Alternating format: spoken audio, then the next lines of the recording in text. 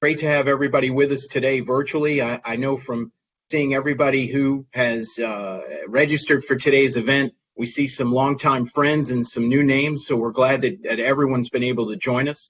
We've got a good program set up for everybody today to talk about what's next for Louisiana's oil and gas industry, and specifically what's next in the Bayou region. And 2020 has been a year of ups and downs in a variety of ways that we're all familiar with. And what we want to talk about today is how we move forward. What are we looking forward to? What are the things that we can do as the people of the industry and the people that support the industry in terms of moving the industry forward and growing it in Louisiana and in the Bayou region? So before we get started, there are a couple of things we wanted to point out today and talk through, and then we'll get in our speakers. As many of us remember and have already remembered this morning, 19 years ago, we suffered the worst terrorist attack in the history of the United States. And so we wanted to recognize those lives that were lost on that day and also recognize the heroes, the hundreds and ultimately thousands of heroes who helped bring us back. And so today is always going to be a special day in our memories. And we will always remember them. And so please take a minute as you go through the day to remember the people who sacrificed their lives for the country and the people who fell victim that day, September 11th, 2001. We also want to bring up something, and I was reading a news story earlier this week, a number of news stories talking about our friends and family and neighbors in Southwest Louisiana. And the mayor of Lake Charles at one point, I think, said that he was concerned that people would forget about Lake Charles as the world moves forward. And we don't want to lose any opportunity among our friends and family and neighbors, not only to remember what has happened over the last couple of weeks as a result of Hurricane Laura, but to speak out and do what we can to help the people who are going to rebuild. Because the people who are rebuilding and moving forward are our people. They're Louisiana's people. They're the people of the industry. And so I know many of you have probably already donated your time, you've donated your resources to the cause in Southwest Louisiana. Thank you for what you're doing. And for many of us, there's more to come. And so if you go to growlouisianacoalition.com, we have a webpage that lists some links where you can help out if you feel called to give some of your financial resources to the cause to help out, or even volunteer. Go to growlouisianacoalition.com and you can find a page of web links where you can get more involved in helping our friends and neighbors and citizens of Louisiana and Southwest Louisiana. So on with the show. We want to thank, one of the things we're trying to do here, as many of you may know, we've gathered every year in May for Industry Day at the Capitol. And this year is a little different, and we're trying to do some more things that are specific in our parishes. And this is the first event of this type that we're doing. And we've been fortunate that we've always had great support in the industry of the different organizations in Terrebonne, Lafourche, and St. Mary parishes that make things go in supporting the industry. So as we move in our program, I do want to thank the folks who have helped us today. And that is the Bayou Industrial Group, South Central Industrial Association, the Homa Terrebonne Chamber, the Thibodaux Chamber, Lafourche Chamber, Louisiana Oil and Gas Association, Louisiana Mid-Continent Oil and Gas Association, the Gulf Economic Survival Team, and the St. Mary Chamber. These are all groups that have helped grow Louisiana in particular, but they're helping the industry every day. But they've helped grow Louisiana grow to more than 103,000 supporters of people who believe in oil and gas in Louisiana. And because of all of you, we're able to go do something like we're going to do today and hear from the leaders that we're going to hear from. So we're going to go ahead and move into our program now. We have a couple of panel discussions with local leaders, and then we will finish up with Representative Steve Scalise. If you have any questions for our panelists, if you look at the right side of your screen, there's a Q&A button. You can go ahead and click that button, type in your question, and then we'll work with the moderators to see how many of those questions we can get to. We're not sure we can get to all of them, but we'll do our best. So to start us off, we're very happy to have Parish President Gordon Dove and Parish President Archie Shastan with us today to talk about what they've been working on in their respective parishes and working on together, and get their insight on what we can do to help them and help grow the industry in the state. I'm going to go ahead and introduce the moderator for that panel, Miss Laurie Leblanc. Many of you may know her as one of the founders of the Gulf Economic Survival Team. Laurie lives in the Bayou region and is now vice president at Louisiana Mid-Continent Oil and Gas. And so Laurie's going to take us through this, and then we'll move to our other panels in a few minutes. Go ahead, Laurie. Good morning, everybody. Thank you so much, Mark. It is great to be with all of you today to talk about a subject that I am very, very passionate about. My family has been an integral part of American energy producing industry.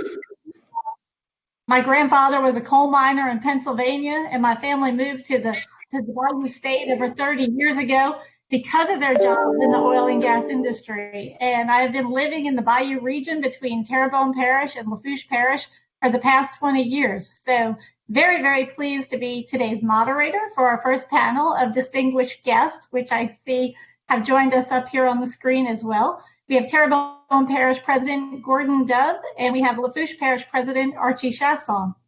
I'm going to introduce both panelists, and then they will have an opportunity to make some brief opening remarks before we move into the Q&A portion of our session. So let me begin with Terrebonne Parish President Gordon Dove. President Dove has a background of being a businessman in the oil and gas service sector, as he owns an environmental vessel tank cleaning company. He was first elected in 2004 to public office to the Louisiana House of Representatives for District 52, representing Terrebonne and parts of Lafourche Parish. While he was in the state legislature, President Dove served as the chairman of the House Natural Resources Committee. In 2015, he was elected as a parish president, and he continues in that role today.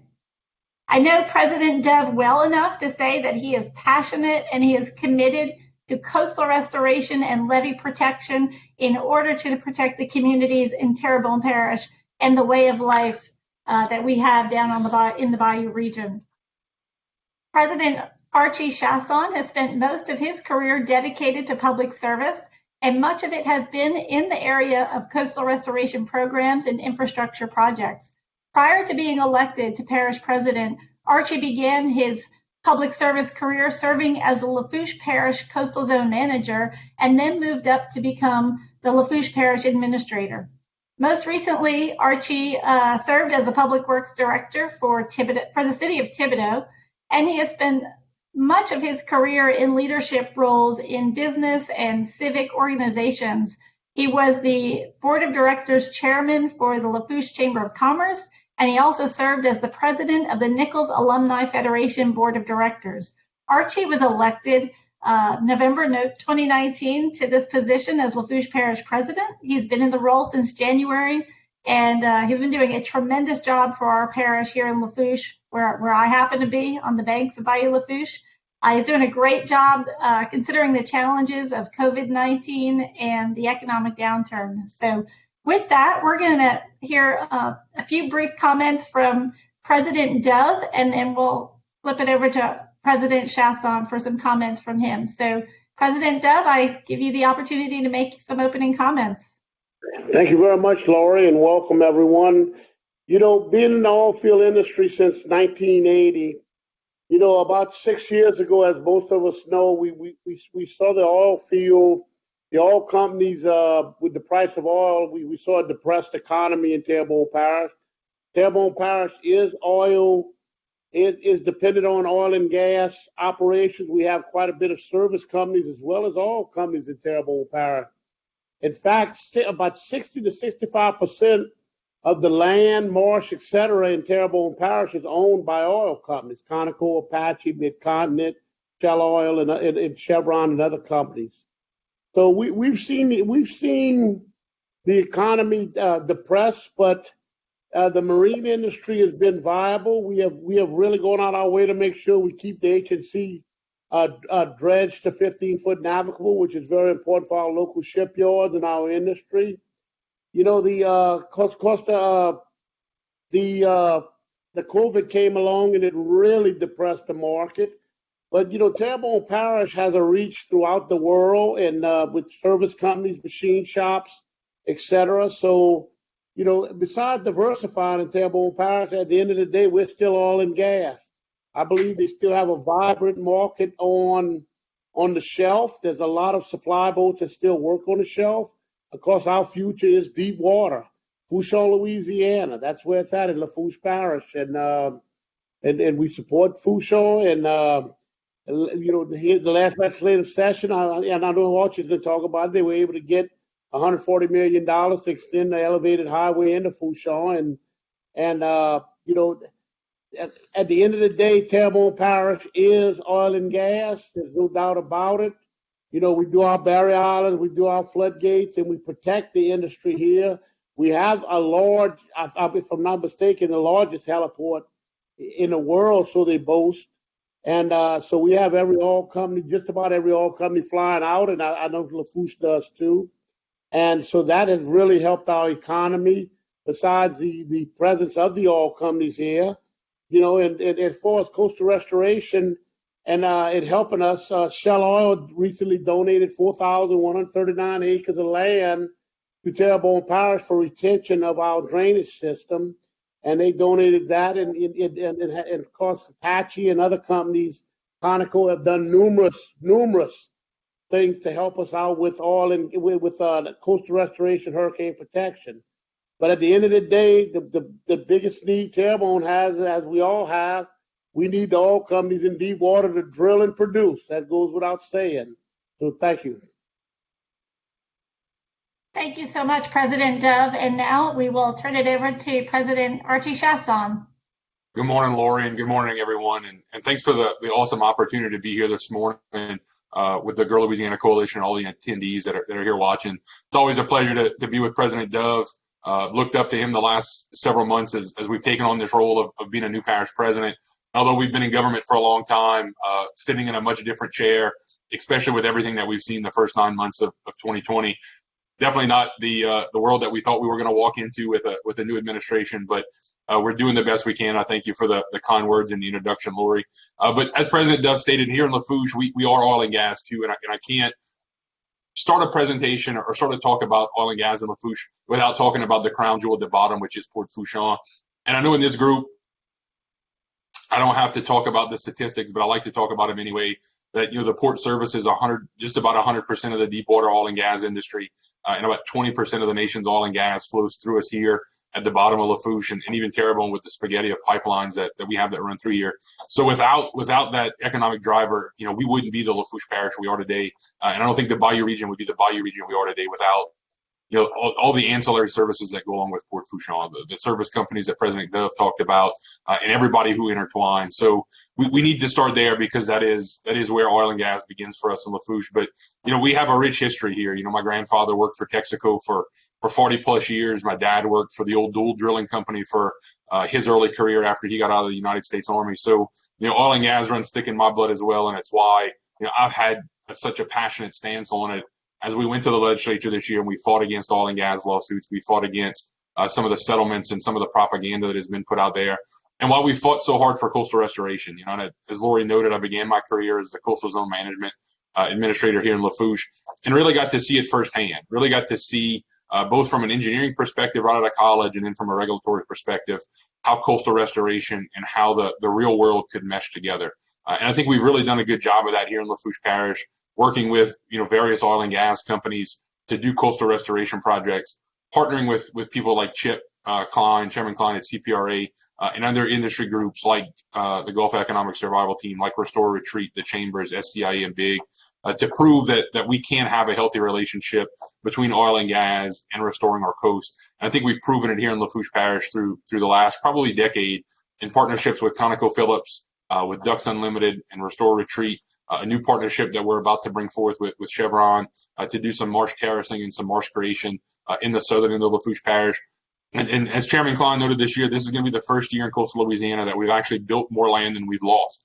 I think that's a huge milestone, something that we really need to be proud of, and something that we need to shout from the rooftops to say, we as a people, and President Dove talked about flood protection, we as a people have taken it upon ourselves and taxed ourselves put our own skin in the game, to protect our communities, to protect all the infrastructure inside of those levee systems, to work very hard. And Chet Chasson, who's the director of Port Fourchon, and his board do a great job at protecting the hub that is Port Fourchon. Look, Wendell Cural's levee system in South Lafourche and Port Fourchon, you can see from space. And again, that's a great thing that we can talk about, and how well we worked and how well the community has come together to protect that. So we will always be oil and gas here in Lafourche. And as we work through COVID, as we work through some economic diversification over the next several years here in Lafourche, whether we're talking about tax reform or business retention or expansion, some avenues that we're going through here in Lafourche as we speak, I think we will always remain oil and gas because it's part of our life, it's part of our culture, and will forever be a part of our heritage. So thank you, Laurie. Thank you, President Shastan. Thank you, President Dove. Great opening comments. I just want to thank you both for acknowledging all the partnerships that you have had with the oil and gas industry and the successes you've had working with the industry on your, whether it's hurricane protection projects or restoration projects.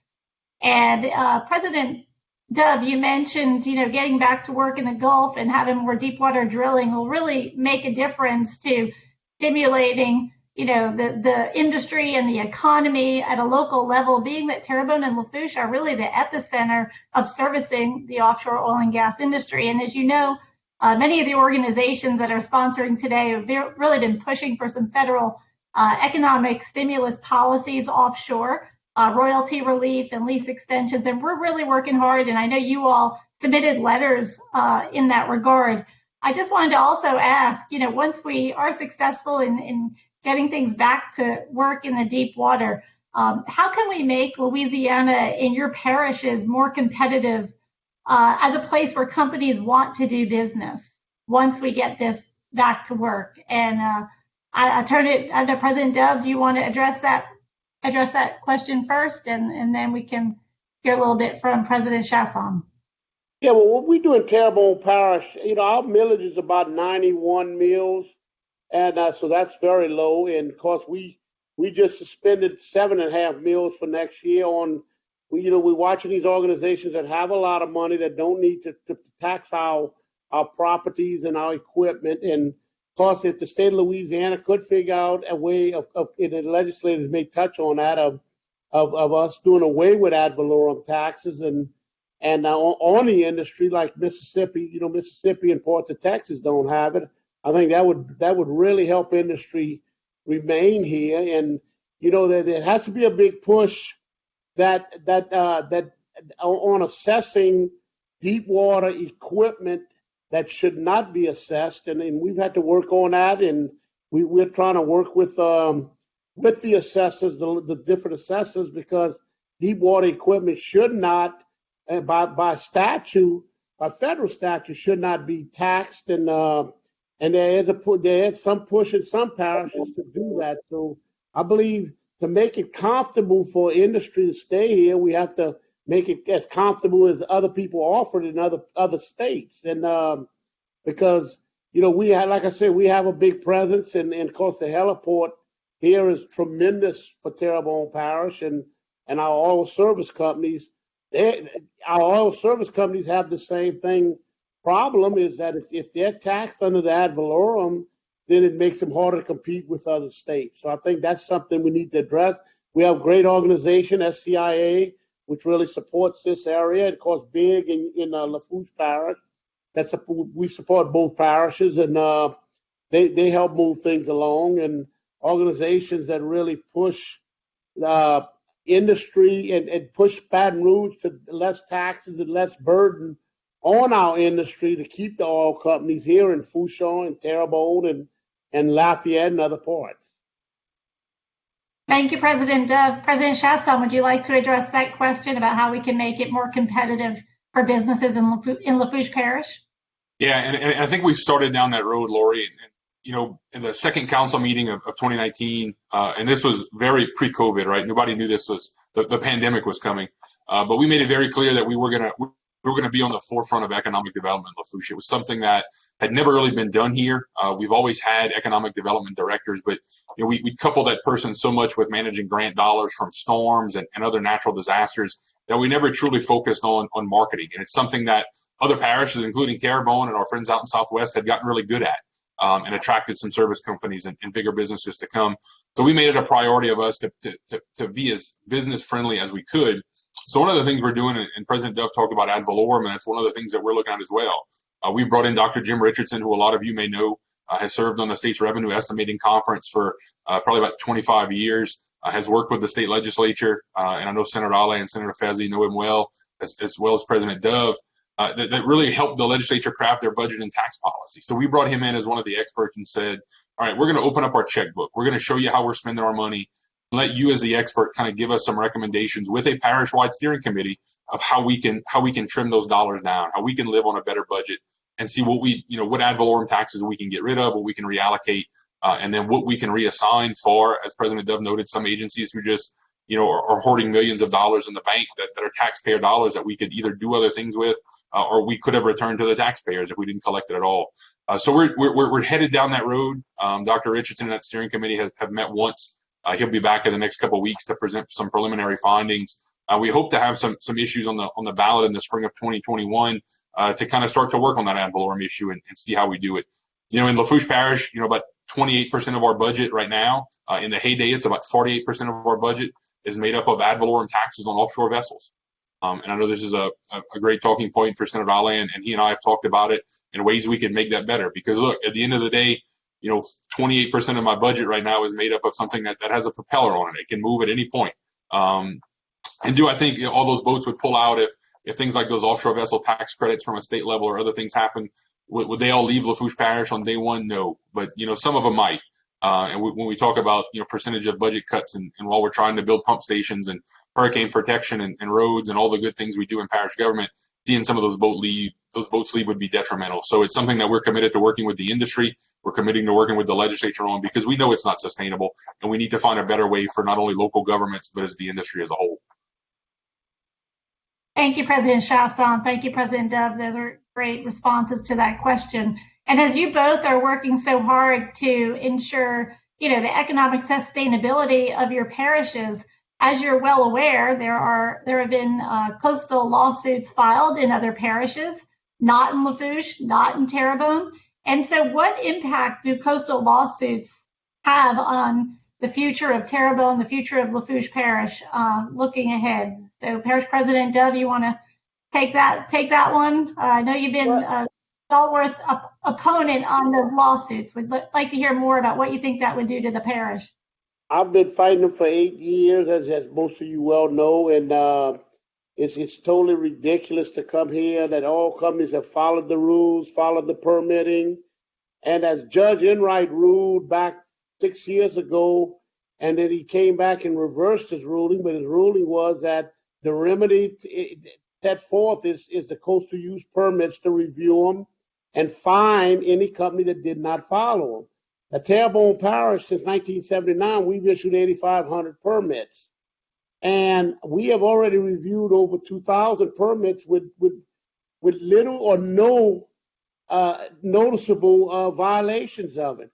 That's why, if you notice, the lawsuits got off of that end of it, the coastal use permit, because most of your companies have followed the coastal use permits.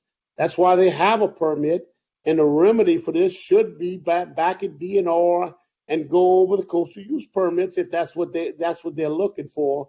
Of course, all this is about the dollar, and as everyone knows, is coastal restoration was caused by two major factors: levying off the Mississippi River by the Corps, which had to be done, or you'd flood every spring. The other one is the neglect by the federal government and the state on barrier islands, and our passes have got 4 or 5 times as large, and the high salinity salt waters moved in and basically ate our marshes up. Because that's a true fact, because if you looked at the western side of Terrebonne, where we have the influx of the Chafalaya River, those location canals are like the day they were built. They didn't disappear. They only disappeared when the high salinity levels from the Gulf came in due to neglect of the barrier islands, and of course stopping the fresh water and the nutrients down our tributaries and estuaries. So, it's something it's a shame. It's completely destroyed the inland drilling, as you all know. You have no more inland drilling to speak of. You have a few wells here and there, but it's And then they totally disregarded prescription. I mean, they're going back on some of these legacy lawsuits, 50 or 60 years that a company may have owned it and are dragging them in. So prescription, for some reason, was put out the window, which is totally wrong, in the judicial system, and wrong with these lawsuits even moving forward. So yes, I fought them, and they're totally negative for Terrebonne, negative for Lafourche and all of Louisiana, and we just have to keep fighting them because it's a money grab. I've said it once, I've said it before, and hopefully they can prevail in courts. It's kind of, we can just do our end and educate the public is the biggest thing. To educate the public exactly what it is, because they're not attacking any other industry. The timber industry, the lumber industry in the 20s, 30s, and 40s devastated our swamps and all with cypress trees.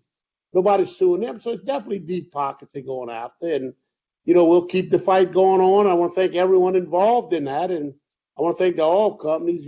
They've stuck with us, and they've stuck with Louisiana, most of them. And there again, hopefully the offshore drilling will pick up, and one day we hope to get land drilling back if we can get rid of these lawsuits. Thank you, President Dove, and thank you for being such a champion and a fighter on this very important issue to our industry. President Shastan, would you like to address that as well, the impacts the lawsuits would have on the parish and the economy of the parish in Louisiana? Yeah, this was kind of one of the first banners we picked up, and President Dove and I talked about this kind of right before, toward the end of 2019 during the transition when we were coming in. And I followed it for the last 4 years, just being kind of a legislative junkie and seeing what was moving through the legislature, what was happening.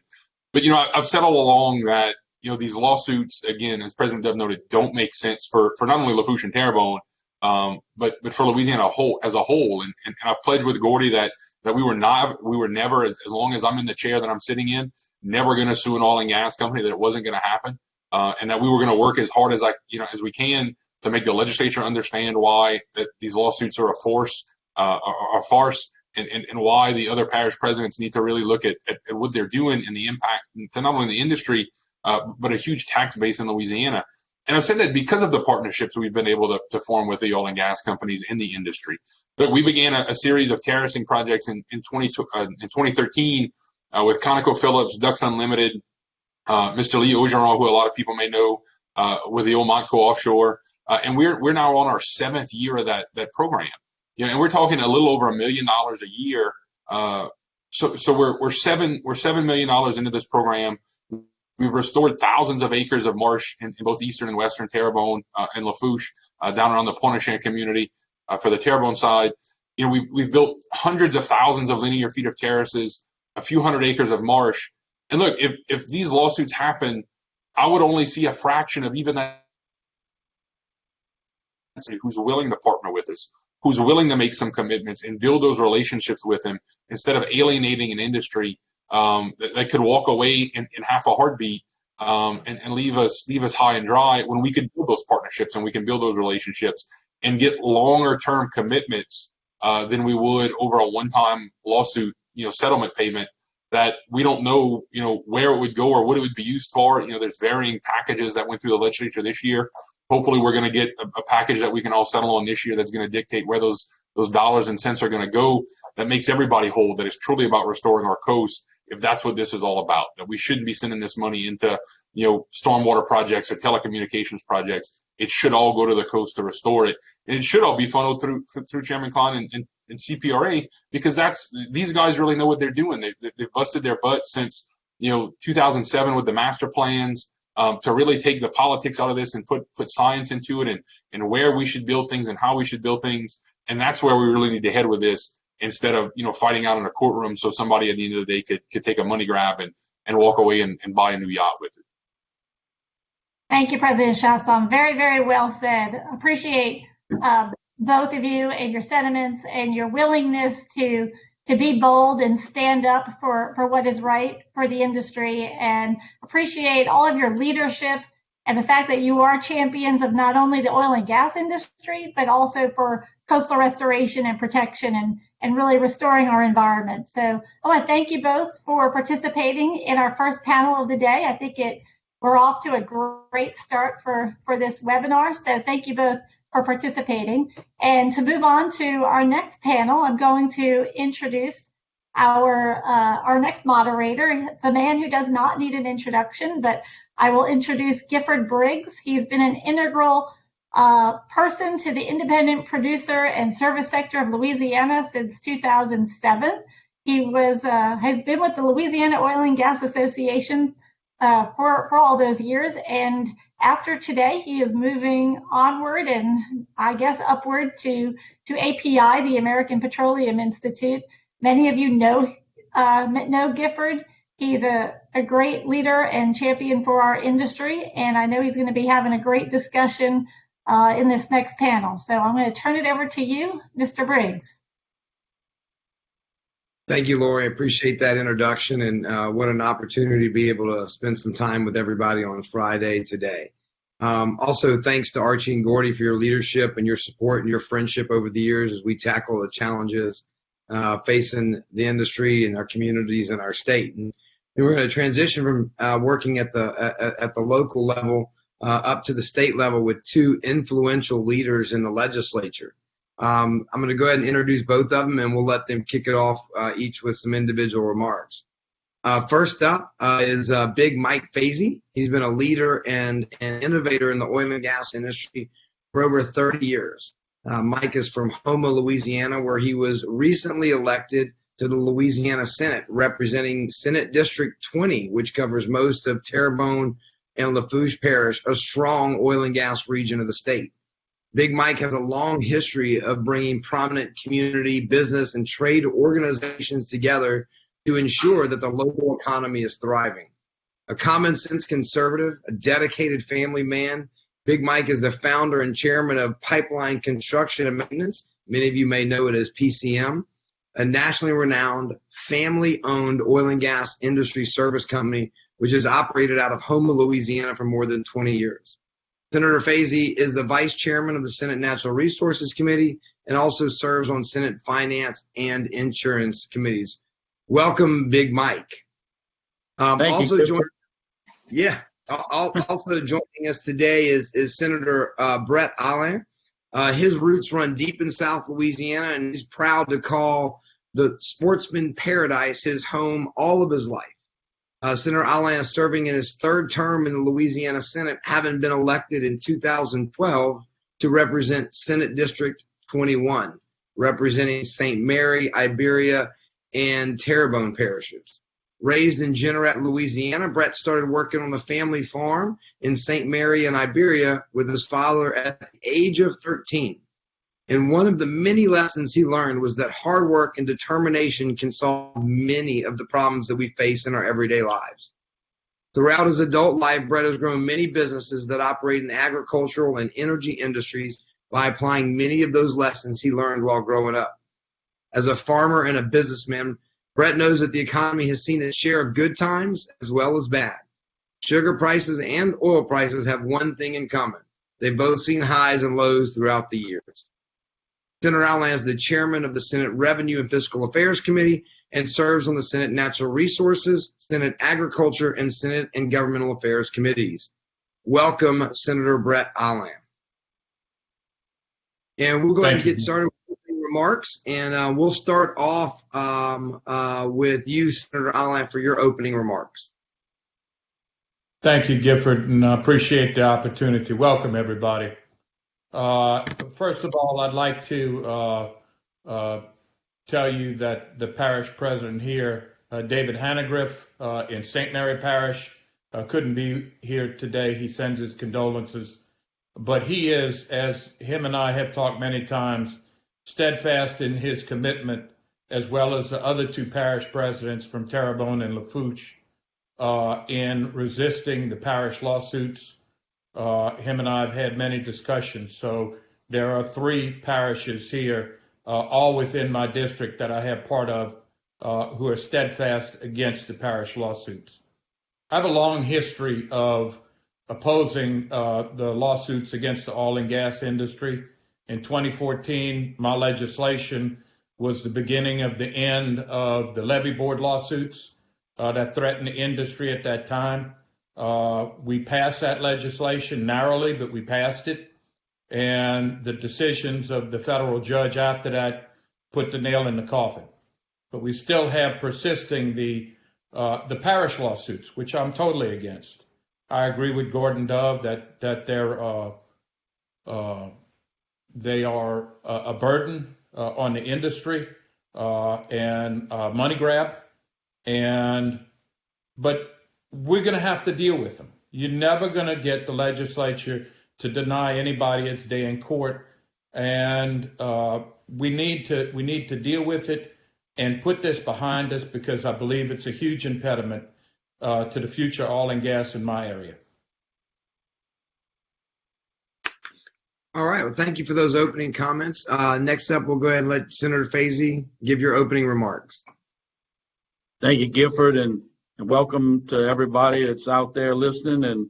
And what I've done in my first session, being the first session, and we go through COVID, it's been a big learning lesson.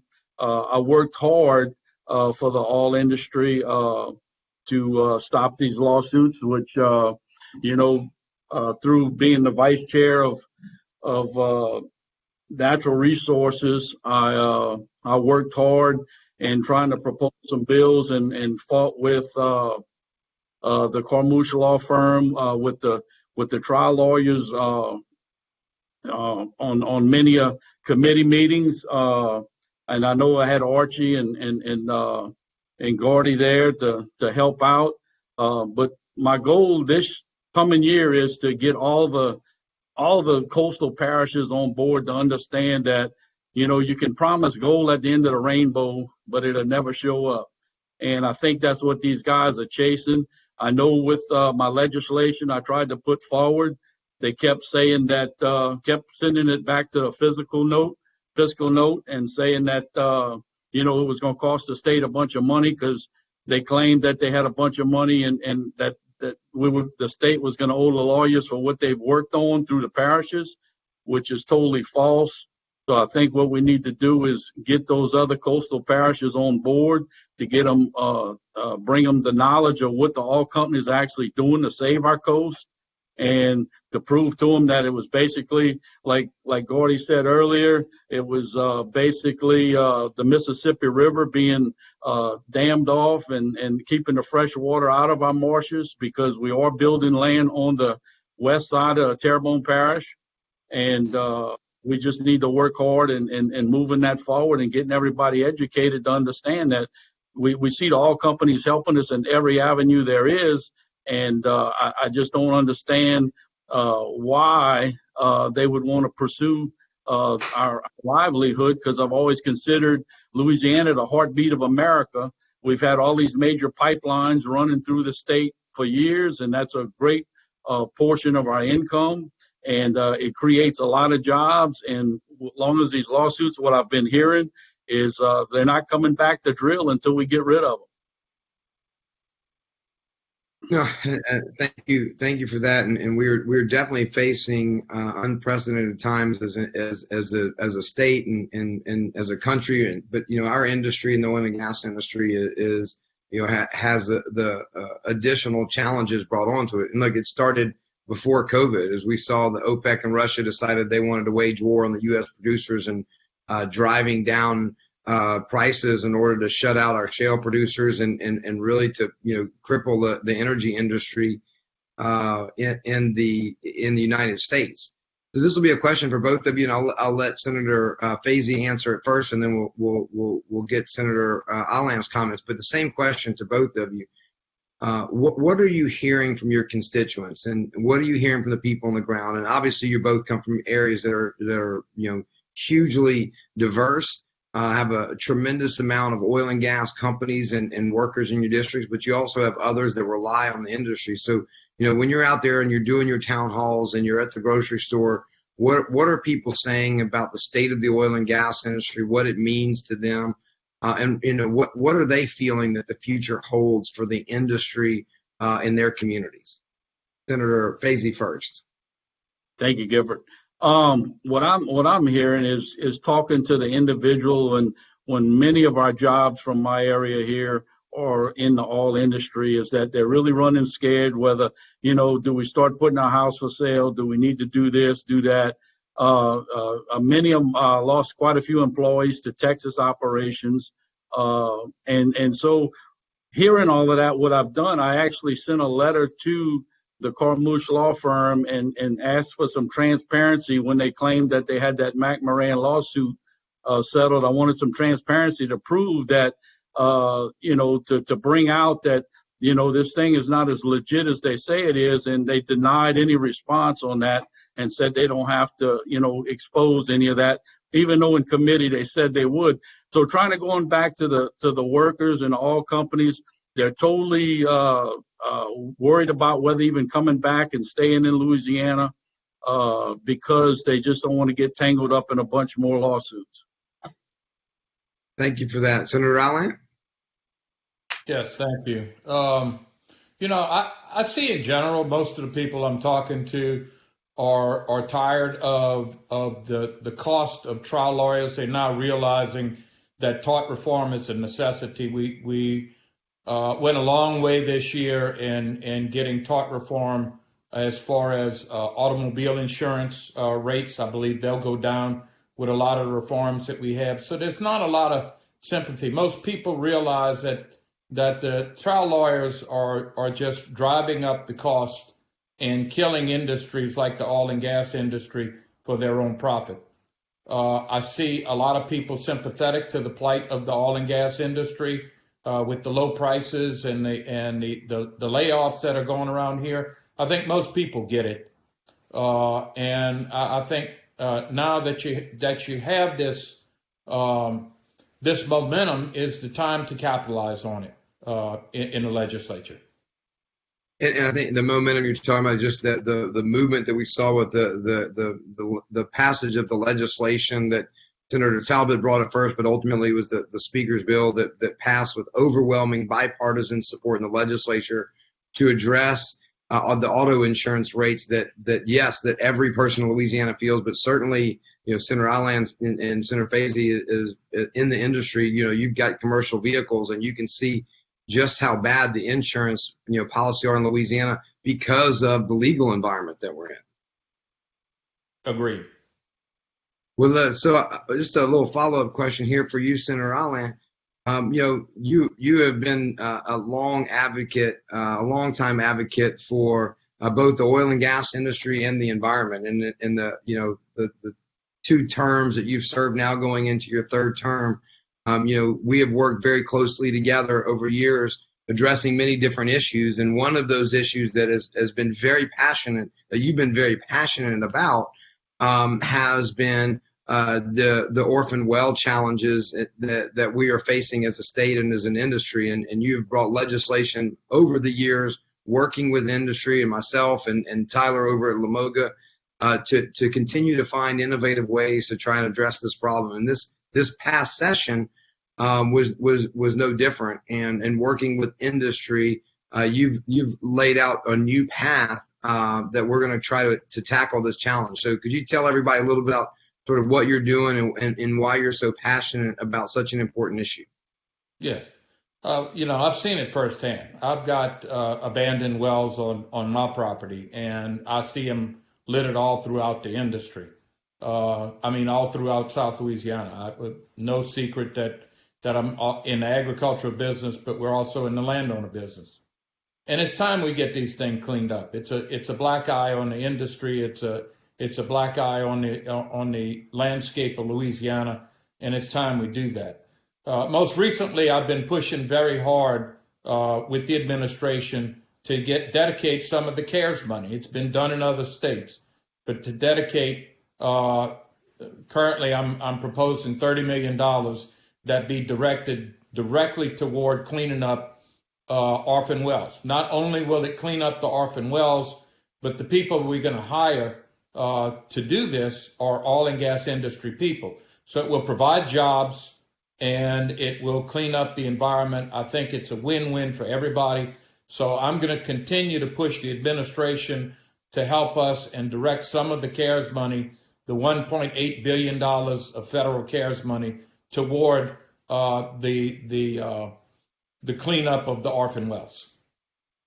No, and that's fantastic. And that's been something I think that North Dakota did first, where they took $10 million and set it aside to be used for that. And the great thing about those dollars, you hear the term win-win all the time, but here's an opportunity where we take federal dollars, we use it in a manner that is going to put people back to work, which is what we want to be able to do. And so in this case, it would be the service industry that has been hit really hard, especially hard by both the pandemic and the war, Russia and OPEC. We take those dollars, we put them to work, we go out and we start cleaning up some of these and plugging and abandoning these orphan wells. So it's a win for the environment, it's a win for the landowners, and really across the board, it makes the communities better.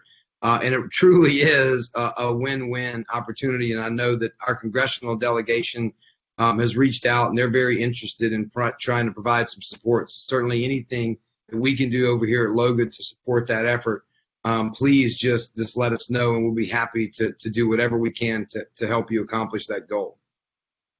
Thank you. Senator Fazy, so this is your first session. You touched a little bit on it, and you get to be chair of the Natural Resource Committee, and then we have some landmark legislation that was being brought by your chairman to try and address some of the challenges with the coastal suits. But you also brought your own legislation that went on a journey on its own, and you worked closely with Senator Alain and ultimately we were not successful. But I think that legislation is going to come back in different forms. But could you share with everyone sort of what your experience was for the first time being in the committee rooms, hearing for the picture that was being painted by the plaintiff lawyers about this industry, and just how far from reality it really is from the industry that you love? Okay, basically, it was really like a show they put on. They had pictures of just pipes strewn everywhere, from wells. Just they went out and took pictures of some of the worst conditions you could ever think of, and they promoting that to the parish presidents and moving this thing forward and saying all the land loss is strictly by negligence of putting salt water into water out of the wells way back in the day, which those things may have took place back in the 40s and 50s, which still wouldn't have been enough salt water to create major damage in the marshes like just saltwater intrusion does every day. And then stopping the fresh water off the Mississippi River has really let the saltwater intrusion just eat away at our coast. And so they had a big picture painted on how the oil companies just devastated our coast. It was almost like a fake show. And I worked hard and trying to prove that different. We have a lot of evidence to prove that. Technology nowadays can prove that against what they're saying. And the oil companies have cleaned up their act so much over the years that all of that stuff it was long gone before you had major coastal erosion. So I look at my industry. If we drop one drop of oil on the ground, we're as like if we're pulling flanges loose or whatever it may be, changing a valve, we cannot drop one drop of oil on the ground. And I mean that's we're probably the safest industry there is, between safety, environmental concerns, and I worked in a general construction area and been in the pipeline business for 30 years, and it's a whole changing game from what they promoted, because they don't realize the safety and the environmental safety we do in our business. Just like right now, we got a job that we're knocking coating off. We're changing bad sections of pipeline out, and you're knocking the coating off. Well, we've even got to where is they might have 2% asbestos in the coating, and we're having to contain that. And when we knock the coating off, it's wrapped, it's put in disposal, and it's only 2% asbestos in the whole coating. So it's a whole different world of what they were talking about, and I'm willing to push that through and teach everybody that it's a total falsehood of what they're sending out, and we're going to change that game over the next year. Great, thank you. Senator Alley, I'm talking about the legislation from that session. You've always been very passionate, whether we were talking about the legacy lawsuits, that have been going on since 2006, and now the coastal suits, that you want to make sure that whatever money that exists for damages or fines or penalties is spent actually repairing the land. And that's something you championed over the years when we were talking about the legacy lawsuits. And we know, especially looking at this Freeport-McMoran settlement that the lawyers have been trying to push around, that their goal is to take the money away from the land and take money that should go to coastal restoration and use it for economic development projects or light poles or infrastructure, but take the money away from where we need it for coastal restoration and use it for anything else. And this is the way that they're really, more than anything, trying to secure more support from local officials and not take care of the environment, which should be everyone's first priority. And you have legislation that you brought this past session to try and address that, and I know that you're looking at bringing that legislation again before. So could you talk a little about what your bill does and why it's so important that the money actually goes to the coast? Yes, thank you for asking me. Listen, the environmental, if there is a settlement on the oil and gas lawsuits, at some point in time, we're going to have to put this behind it. We're going to have some agreement between the state and the oil companies, I believe. This needs to be settled. But if there's any money derived at all, that it needs to go to the coast. My bill simply says that all the money needs to be directed to CPRA for their direction or a project that is in line with the Coastal Master Plan. This idea of taking money and doing roads and bridges in Jefferson Parish or any place else is the carrot that the trial lawyers hang in front of local governments saying, look what I'm going to do for you. I'll be damned if I'm going to let any proceeds that come from this at all to go anywhere but the coast. We have an organization called CPRA, Coastal Protection and Restoration Authority, that does a great job. All the monies, if any at all, from a settlement or a final judgment needs to go toward that. Listen, and I'll go further. I don't know if I can work it into that legislation, and I will be bringing that this year. I also believe that the oil and gas industry needs to be given credit for the monies that they've already put in. I mean, they fund at least a third of the money that funds CPRA right now comes from the oil and gas industry. And a good bit of it comes from GOMESA dollars and Restore dollars. If there's any kind of settlement, those monies should be included in what the credit is going to be. And I think if we sit down logically and try to work out a settlement, that it will benefit everybody except the trial lawyers. Well, that's right. And I'm pretty sure the trial lawyers are only worried about what's going to benefit them. And so that's, right. We appreciate your leadership on that. That's right. And look, we've seen it with legacy where the money's supposed to go to the land and then it ends up going into everyone's pockets and the lawyers are making out like bandits. And, it's unfortunate. It's unfortunate for our state. And we're very fortunate to have leaders like both of you trying to do the right thing, not only for the industry, but trying to do the right thing for the environment, because we all know that we can have a working close, that industry and environment can go hand in hand. And there are probably no two better people to understand that than both of you.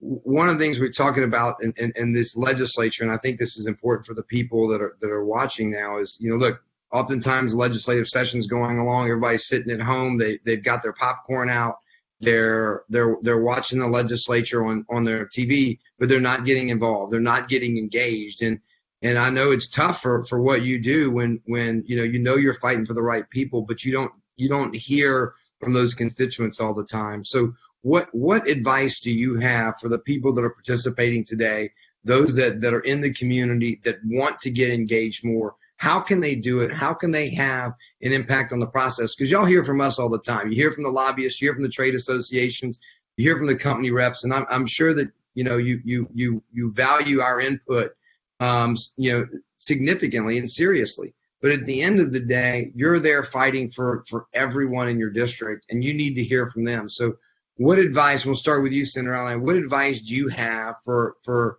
your citizens, the people watching that want to do more, that want to get off the couch, want to engage and have their voice heard? How can they do that? Well, it's real simple. Just make an effort to get engaged. You know, when you see legislation that is pro oil and gas and that you support, you need to show up. Come to the legislature and testify. Sit at the table. Everybody who comes to the legislature and fills out a red or a green card to testify is heard. Anybody who wants to speak, I've never known anybody not to be heard there. But when organizations like LOGA and LAMOGA and API put out a directive asking people to come and testify, get engaged, show up en masse. That's what the other people do. And make your voice heard. It has a huge impact. And if you do nothing but send emails and letters to your representatives and senators supporting good legislation, that's a good thing. Take the time to be engaged, and I think it has a bigger impact than anybody realizes. Appreciate that. Senator Fazy? Okay, I agree with Senator Allen on everything he just said, and I'll add a little bit more to it. As you know, Gifford, when the BP oil spill hit, I was so upset with the falsehood of how bad the drilling companies, the oil companies were and messing everything up. And I created two characters, Bernie and Earl. Bernie's a gas flame, Earl's an oil drop. And we're educating the young kids in school how important the petroleum is to our lives every day. We live in a plastic world. Everything we touch has been touched by petroleum one way or the other. And I think if we get out there and educate everyone on how important our industry is, they may have a second guess on how, that we're not the bad guys after all, that we supply every item that we buy every day has been touched by petroleum one day. And I think if we get that point across and everybody gets that word out, they'll have a different understanding on how important this industry is. No, I appreciate that, and you're right. And look, we know over here in Baton Rouge that the people's voice is the most important voice, and it's the voice that's heard the loudest. And too many times, I think people believe that they don't have a voice and they don't have an opportunity to participate. And technology has allowed so much of that to happen now that you can watch the legislature, you can go to the legislative website, you can track bills. But we need more than that. We need to be able to come to Baton Rouge. We need to get the public there. We need everybody wearing their orange T-shirts that say I support the industry. And every year we have Industry Day at the Capitol, and if we could get a small fraction of those that work in the industry, that are impacted by the industry, that care and love this industry, to show up at the Capitol, there's no telling what we could accomplish. So hopefully people that are listening will heed this call and understand that their voice does matter, and will take those extra steps to get engaged in the process. So before we turn it over to our keynote, I just want to give each of you an opportunity. We'll start out with you, Senator Fazy, and close with you, Senator Allen. Just any closing remarks that you have about the industry, what you're seeing from hurricane recovery, before we move on. Thank you, Gifford. What I'd like to say is that we got to continue with the challenge. I know I was in Lake Charles last week. That whole area down all the way to the coast was devastated. So any supplies we can get that way, that anybody can help out in any kind of way. They need everything they can get to get that industry, that side of our state back in order. And my big thing about this is getting everybody just educated on how important our industry is, and that is we are the heartbeat of America. We need to stay that way. Senator Allen? Yes, thank you again. Listen, but besides my committee that I'm chairman of oversees not only taxes mainly. We also do capital outlay projects that go through my committee. But tax reform is one of the things that I've been pushing. I've got 3 years left before I'm termed out. Tax reform, pay attention to that. Try to support the reasonable tax reform that you're going to see coming. Putting aside inventory tax and phasing it out would help the industry, along with a lot of other measures that we're going to do. We have to do it creatively to where we don't hurt local governments in the meantime. And I've committed to both Gordy Dove and Archie Shastan that we can do that, and there's a path forward to do that. But we've got to realign and be more competitive tax-wise with states around us to attract the investment back to Louisiana, not only in the oil and gas, but in other sectors also. And you'll be seeing a lot of tax reform bills coming from me in the future. Please, if you can, support those. Awesome. Well, thank you, Senator Allen. Thank you, Senator Fazy. We appreciate your support of our industry. We appreciate the support that you have and your dedication to the environment, and we appreciate your support to the state. Thank you both very much for joining us today. Thank you. Just real quick before we introduce our keynote here, we did have one question that comes across for when Industry Day is. Industry Day is generally held at the legislature during the legislative session, sometime in April or May. If you stay tuned to the Grow Louisiana Coalition, they will always be sending out details and updated information about that time later on next year. So with that, we'll get started. We started out at the local level. We got to hear from some of our parish leadership. We got to hear from two very important legislators and senators that are serving at the state level. And now we're going to hear it all the way from the very top at the federal level from Steve Scalise. Steve Scalise proudly represents the 1st Congressional District of Louisiana, stretching from the beautiful north shore of Lake Pontchartrain and the culturally distinct New Orleans suburbs to the vibrant bayous and wetlands abundant in natural resources. He was elected to Congress in 2008 after serving in the Louisiana legislature from 1996 to 2008.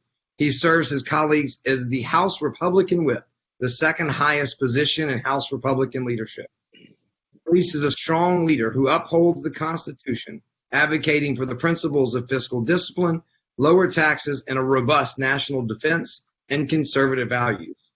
From the House repeal of Obamacare to the reauthorization of the National Flood Insurance Program to the largest pay increase for our troops in nearly a decade, to the historic passage and enactment of the historic Tax Cuts and Jobs Act, Scalise is focused on issues that affect Americans the most.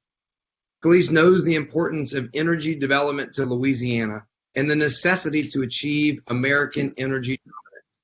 As a senior member of the House Energy and Commerce Committee, Scalise fights to enact a national energy strategy that increases the supply of American energy through enhanced production and technological innovation to lower prices at the pump and reduce our dependence on Middle Eastern oil. Scalise is effective at working with Republican and Democrat colleagues to pass legislation on issues important to Louisiana. A steadfast defender of Louisiana's coast, Scalise led the effort in the House to pass the Restore Act, which was signed into law in July of 2012. The Restore Act dedicated the vast majority of Clean Water Act funds from the Deepwater Horizon oil spill to coastal restoration. This legislation is widely regarded as the single most significant action taken to restore Louisiana's coast. Whip Scalise is a strong supporter of revenue sharing and leads the fight in Washington to protect Louisiana's Go Mesa funding, ensuring that Louisiana has access to the hundreds of millions of dollars dedicated to restoring our coast. Critically wounded at a congressional baseball practice on June 14th, 2017, Scalise was saved by heroic response from U.S. Capitol Police special agents and Alexandria police officers. Scalise fought for his life and returned to Congress, inspiring the nation with his resilience and optimism. Throughout his recovery, he was moved by the outpouring of prayers and support he and his family received from the American people. Please welcome for his keynote address, House Republican Steve Scalise, my friend. Welcome, Congressman. Well, thanks a lot, Gifford. Thank you for that great introduction. Appreciate our friendship. Appreciate everybody on this call, what y'all do for Louisiana, for Louisiana's economy, and importantly as well for America's energy security. I'm going to talk about that some, but I do want to mention, Gifford, is this your last day? Is this you're getting ready to check out on us and go to brighter things ahead for you over at API? Well, things we'll see, but absolutely is my last day. And I mean, what better way could I go out than having a conversation with you? So what a fantastic last.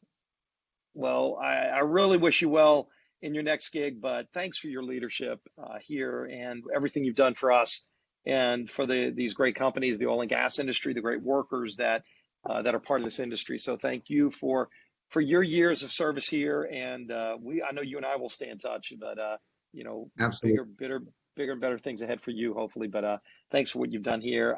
Obviously, when we talk about the energy industry in Louisiana, we recognize today we're at a really, really tough time. But you see the resilience. I've worked with so many of the companies these last few months through COVID, helping put together the Paycheck Protection Program, for example, which has been a vital lifeline to so many energy companies who were struggling before COVID, and then through this, it's gotten even worse because of the just dramatic drop in global demand. And so, what I want to first talk about is some of the positives, because in times like this, it's hard to look at the positives. But when you think about where we were right before COVID, we are going to get back there. We are going to get our economy back going. But we had the most dominant energy economy in the world. And a lot of that success in energy dominance was because of what's done in Louisiana, the incredible work and the innovation. So much of the global innovation comes from the great engineering and innovative minds that we have in South Louisiana. And this is something we've been doing for decades, for generations. And we're going to keep that going. It's not going to go away. We've been through tough times. We're in tough times now, but we're going to get through these tough times too. And it's really because of the wonderful work, the resiliency, the strength of the people of South Louisiana. But let's not lose sight of what we were able to do before this. Because of what occurs in South Louisiana, America has never been more secure in terms of ability to produce our own energy, to lower energy costs for families, which is vital, and then also to start sending energy all around the world. I was just in Lake Charles 2 weeks ago with President Trump, and we had done, before that, I'd done a flyover with the Coast Guard to see the devastated areas. I went with Clay Higgins and Garrett Graves and some other colleagues. But then we went on the ground, and you see the big energy infrastructure, whether it's refineries, whether it's the LNG export facilities. We were the first in the United States to get a permit to export LNG. And then we were also the largest right now, maybe the largest in the world, when you see the growth that's going on out there. And they're going to get back on their feet. And in Lake Charles, and the people of Louisiana and the country are going to be with them. President Trump made that clear when he was down. But I was with Secretary Briette, the energy secretary, yesterday, and he's a Louisiana guy. He's from Napoleonville, and he's now the Secretary of Energy for the United States. He was the number 2 guy under Rick Perry, and then ultimately when Rick left, he got elevated and is now the Secretary of Energy for the country. And so he gets it. He understands what we do and what we provide for the country because he's from here. And he was really helpful yesterday as we were trying to get the city's power supply back up, their water supply back up. Tremendous progress being made there. But ultimately, when you look at President Trump's goal when he came into office, it was to create energy dominance, as you talked about. And it could not have been fulfilled without the work of South Louisiana. The benefits, by the way, from producing energy can be felt throughout the country. But for us, what it means, when we're producing energy in Louisiana, in the Gulf of Mexico, that is producing billions of dollars of revenue for the federal treasury, but it's also producing tens, if not hundreds of millions of dollars for Louisiana to restore our coast. This is a vital lifeline, and I explain this to members of Congress all the time. I bring members of Congress down every single year, and we bring them out to a rig in the Gulf of Mexico. We show them how energy is produced. It really does change the dynamic of how they view things, because it's one thing to say, well, I'm for producing energy and I'm for an all of the above energy strategy. It's a whole other thing to go out there and kind of blow away a lot of the myths. People really think when they go on a rig in the Gulf of Mexico, they're going to see oil sheens everywhere because of these myths that are out there that are not true. When they look down and you're on this massive rig, I mean, it's a multi-billion-dollar asset made by American ingenuity, and you're drilling thousands of feet below the surface, and you look down maybe 10 stories to the water, and you see Caribbean blue water. You see these big game fish swimming around. It really blows them away, and they're like, oh, wow, I didn't know how clean it was, and the safety standards that are in place. And I think that's another side of the story we need to tell more, because we love and care for our environment. We're conservationists. I'm taking my son alligator hunting tomorrow in South Louisiana. You know, we love going fishing, and the best place to fish, by the way, we all know it, but people outside of Louisiana don't understand this. You go right next to the rigs. I mean, that's the best place to go fishing because we do care about the environment. And that's, again, it's a side of the story I think we need to tell more of. But bringing us back to where we are today, with COVID, it as you saw, collapsed the entire global economy. It's not just Louisiana. I'm really excited that today we're going to start moving to phase 3 in Louisiana. I've been a strong advocate for safely reopen the economy at every step that you can advance, and the health experts are leading the way on this. Reopening schools is critical as well. That also helps people get back to work and get back to their way of life. Jennifer and I homeschooled for a few months, and it's something I can add to my resume, but it's not something I want to do again. Teachers do a great job of educating kids, and we want them to be able to get that in-classroom experience. This morning, I dropped my son off at Christian Brothers and my daughter off at Mount Carmel in New Orleans, and they're in school learning. And so those are all parts of getting the economy back open. But what you saw just a few months ago was a complete collapse of the global economy. And one of the things it did is collapse global demand for oil. And it was probably less than 50%. It was hard to get real numbers. But when you don't have planes flying, and today you have a lot less planes flying routes, and they're flying with more empty flights, and they're getting more full now, which is a good thing. But you're still at dramatically less capacity. But when you saw about a 50% drop in global demand for oil, we saw a negative price for oil for the first time in history. These were real results of the global shutdown of the economy. And so I know I work with companies all the time, and we work with the Secretary of Interior. We work with the Secretary of Energy. I've had meetings in my office with Secretary Bernhardt and industry leaders trying to figure out how to help these companies survive with royalty relief, with extending leases. But there's only so much that can be done on that side. There are legal limits, there are other limits. We all know the long-term answer is to increase global demand, to get the economy of the world going again.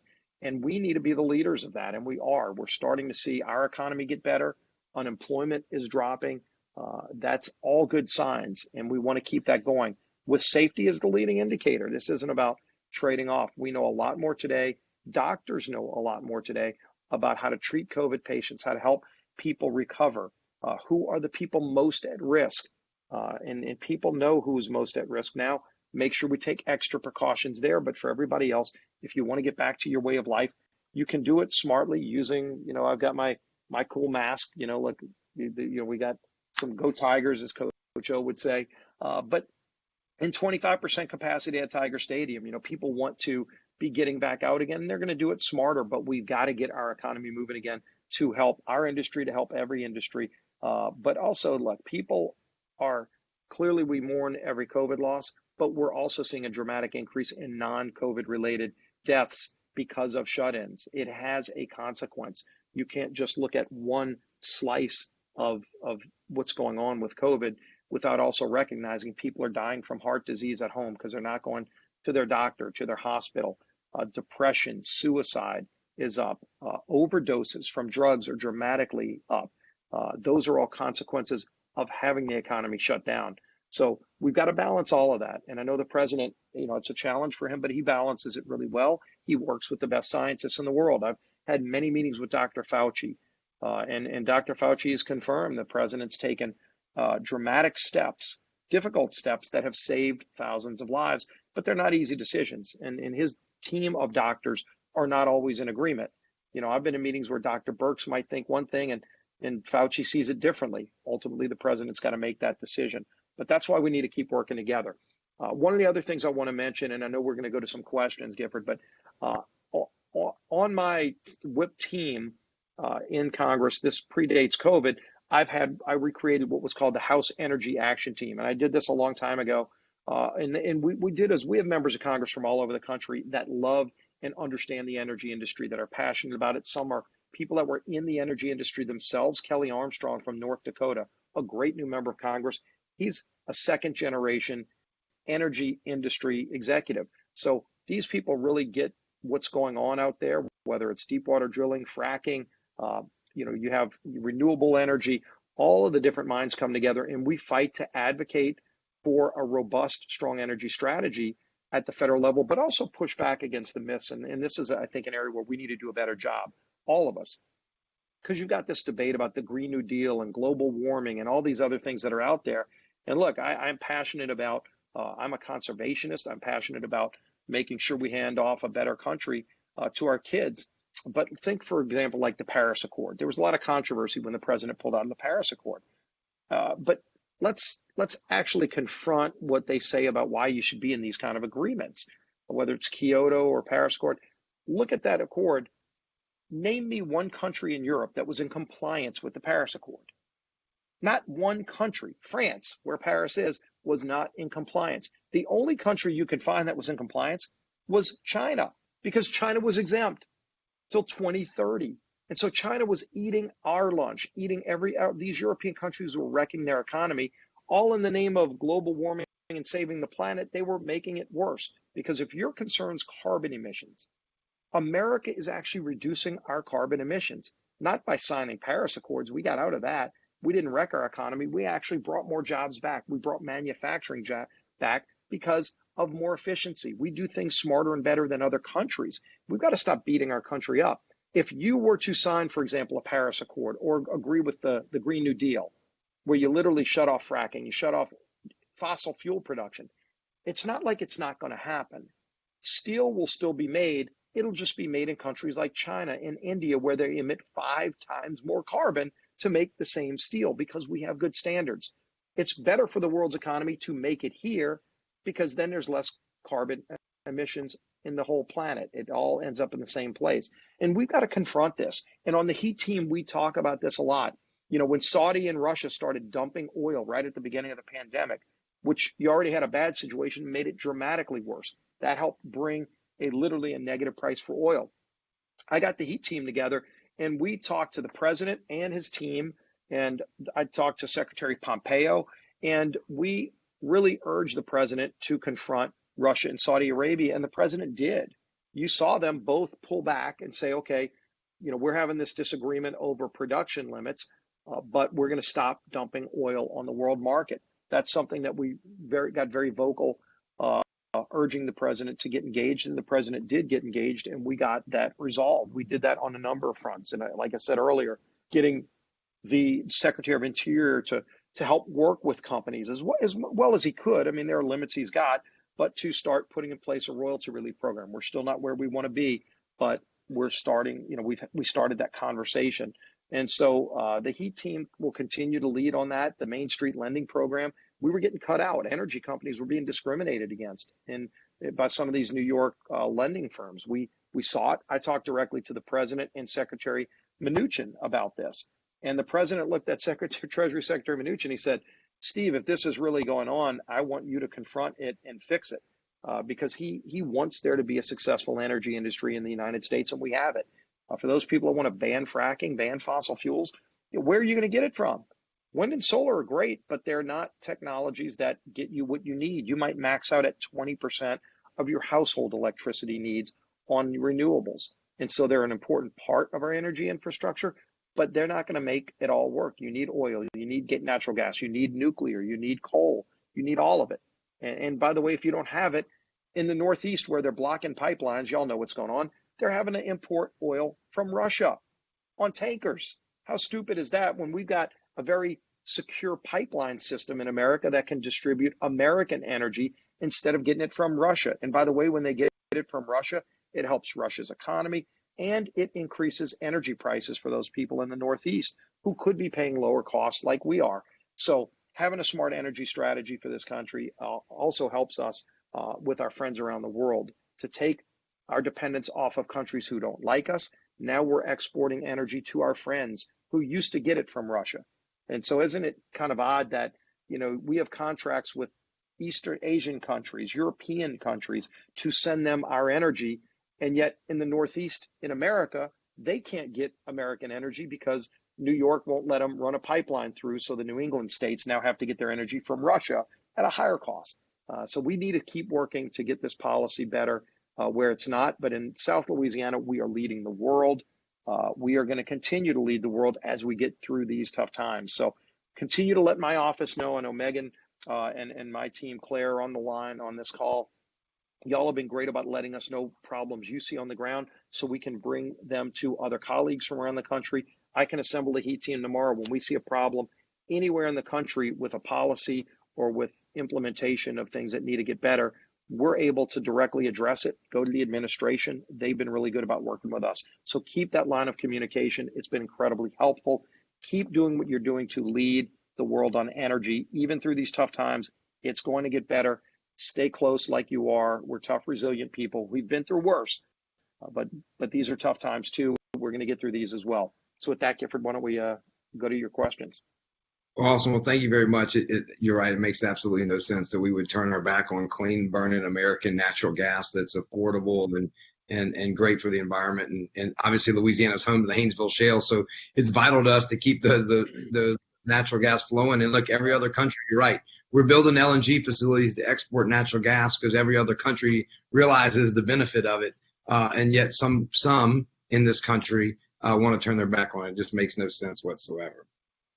You talked a little about the Gulf of Mexico, and Louisiana has long been a leader in the environmentally safe production of the resource in the Gulf of Mexico, producing thousands of jobs, hundreds of millions of revenue, supporting local government, state government, and obviously the restoration of our coast. What can we do to continue to support your efforts as you fight for the Gulf of Mexico and offshore drilling across the country to ensure that Louisiana continues to be a leader in safe, responsible offshore? Because we need to be able to help you, and the people that are listening in on this, that participating today, I know they want to get engaged.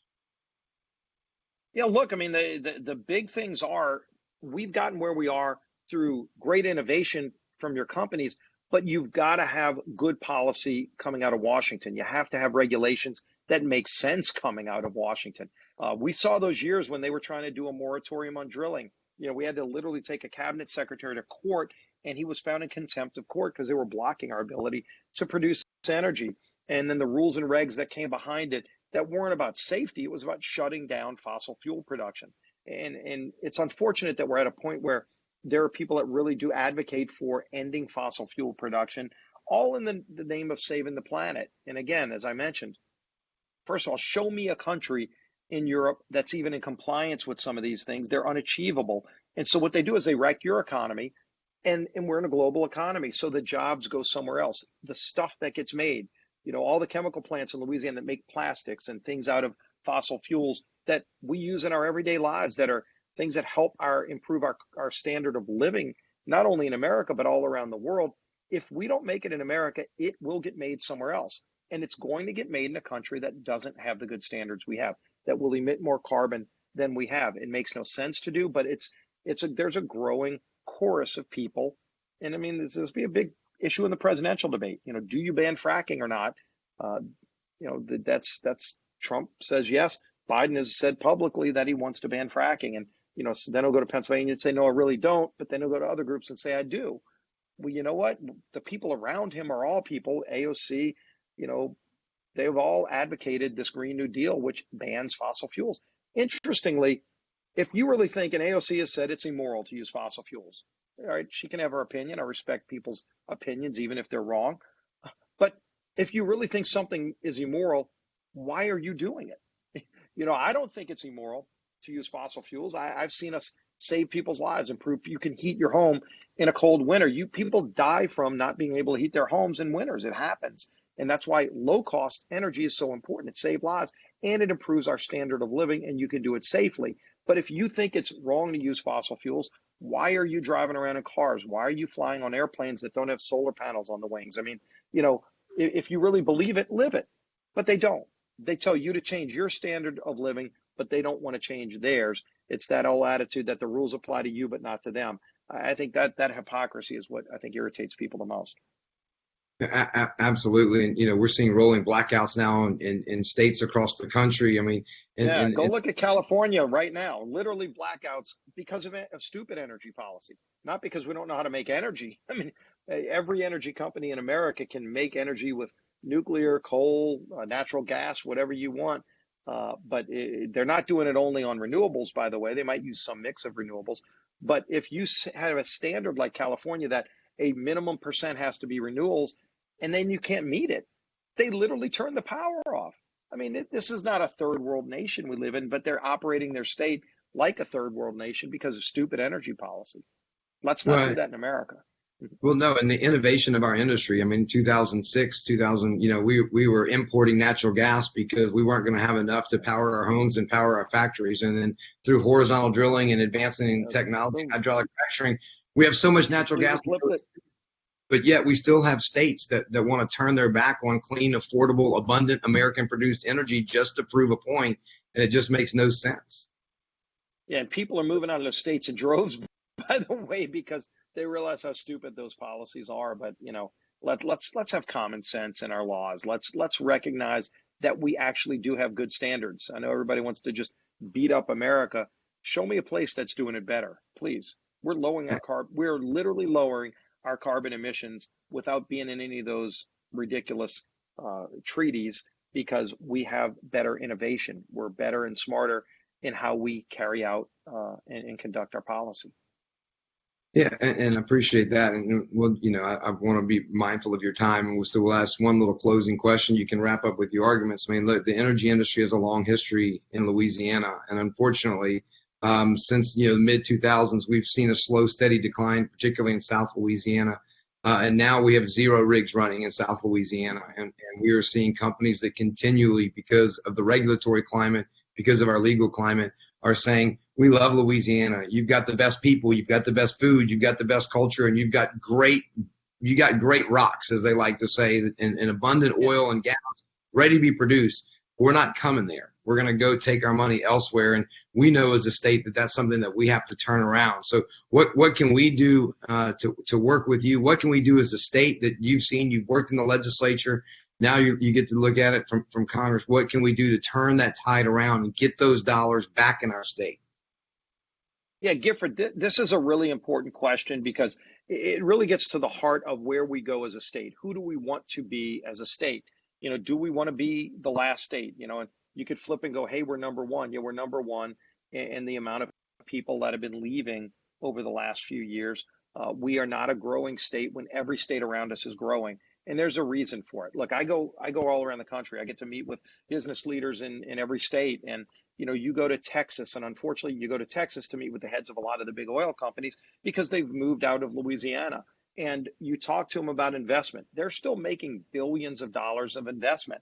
And a lot of it in the United States. They're just not making it in Louisiana. And there's a very simple reason. And unfortunately, I mean, like with so many of these problems, when we were seeing great companies leave America and all these middle-class jobs leaving America over the last 2 decades, it wasn't complicated. It was because we had the highest corporate tax rate in the world. And if Ireland's charging 15% and we're charging 35%, you're a global company, you had to compete. And so they were leaving and going to these other countries. So you can call them names and all that stuff. But what we did as a nation just 2 years ago is we said, why don't we lower our taxes and be lower than the world average? And we dropped from 35 down to 21%. And guess what we did? We brought in more revenue to the federal treasury by lowering our tax rate, and we brought millions of jobs back. Louisiana's got to look in the mirror and say, do we want to be a state that's growing like every other southern state? Do we want those billions of investment that are going to go somewhere to come to Louisiana? It's not bad luck that we're not getting those jobs and that investment. It's because our legal climate is bad. The legacy lawsuits are a true impediment.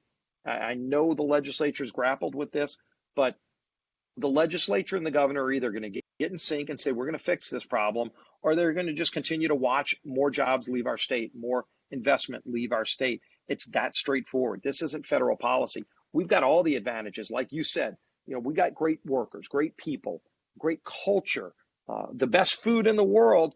So they'll come here for a weekend, but they're not going to put their $1 billion or $2 billion investment in Louisiana right now, because if they're going to get sued by following the rules, if you break the law, we saw what happened during the Deepwater Horizon. You break the rules, you're going to pay the consequences. But if you follow all the rules and you still can get hammered by the government years later, guess what? They're just not going to go there and take that risk. We need to address that at the state level. There's no reason for us not to be a growing state. We ought to be one of the lead states. We have so much to offer. You go look at Lake Charles. Our friends in Lake Charles are struggling right now. I was working with the mayor the other day and working with the Secretary of Energy on rebuilding their power grid and trying to help get them resources they need. They've got $10+ billion of investment going down there because of their location and the energy and the pipelines. Yet we're not getting so much of that other national investment, and we're not getting the jobs. The young people that are looking to go somewhere else, they're not going to live up in the Northeast anymore. They're leaving California in droves, but they're going to Texas. They're going to Florida. They're going to Tennessee. They're not coming here for a reason. We need to fix our laws at the state level to be competitive and dominant. There's no reason. If we got the laws right, we would absolutely be a dominant state again, gaining people. Maybe we gain a seat in Congress instead of every 10 or 20 years. Are we going to lose another seat in Congress when they do redistricting? We are stagnant when everyone around us is growing. There's a reason for it. You don't need to reinvent the wheel. Let's go look in the mirror and fix those problems. Well, thank you. I couldn't imagine it being said better than that. And so, no more questions. And we appreciate your time today. We appreciate your dedication to our state, our dedication to our country. We know you have unbelievable challenge ahead of you in Washington. And so thank you very much for your time and being with us today. Thank you. And good luck to you in your next gig. But thanks for your service here. And thank everybody on this call for what y'all do to create jobs, to struggle through tough times. You're not just thinking about yourself, you're thinking about your workers. How do we hold this together so that we can get through this stronger and then continue to be the dominant energy leader in the world, and then use that money to help rebuild our coast in Louisiana? It all works together, and y'all make it work. So thank you. Great to be with you. Awesome. Thank you so much. So with that, a fantastic perspectives from local, state, and federal leaders on the critical challenges that the industry is facing. Thank you very much for having me and allowing me to play a bit role in this today. And now we'll turn it back over to Mark Gerhardt and the Grow Louisiana Coalition team. Thanks, Gifford, and thank you. Before I get to be the last person to wish you good luck, we will never see in the oil and gas business a bigger advocate, someone who's willing to fight as hard for oil and gas and for Louisiana that we've seen in you. And you're not going far, but you're going on a new adventure, and we're going to be behind you. So good luck to you. Thanks for everything you've done for Grow Louisiana. Thanks for everything you've done for the industry and will continue to do. I want to leave everybody with in the last seconds we have with one message we heard quite a bit throughout the day. The way forward for us as an industry is that the people of the industry, we need to work together and make our voice heard. There's going to be chances to vote in the coming weeks. Go vote. There's something specific to the industry, Constitutional Amendment number 2, which is something that's specific that can help the industry. You can go vote and do that. Talk to our elected officials. Every day, a parish official is getting a phone call from a trial lawyer trying to encourage them to sue the industry for their own benefit, not for the state's benefit. We have to speak out and let our officials know, number one, that we support them, and number two, we're paying attention to what they're doing. The solutions to the industry in the future are by working together. They're not in a courtroom. They're not fighting. It's the people of the industry in our community standing up for what we do and being proud of it. So thanks to everybody for being with us today. We'll have more Powering Ahead events in the coming weeks and months. Stay on the lookout, and we'll see you soon. Thank you.